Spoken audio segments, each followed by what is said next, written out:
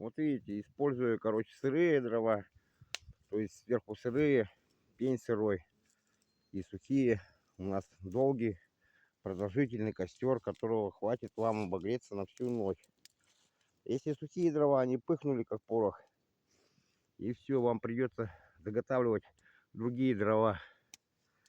А так все отлично. Но вот мне место нравится. Классные перчатки нашел, повесил. Как бы все это. Но шалаш надо делать было здесь. Под вот этими великими пихтами и елями. Видите, она защищает. Костерчик тут спиной к дереву. Все сухо, четко, классно. Там надо посмотреть, чага, наверное, на березе.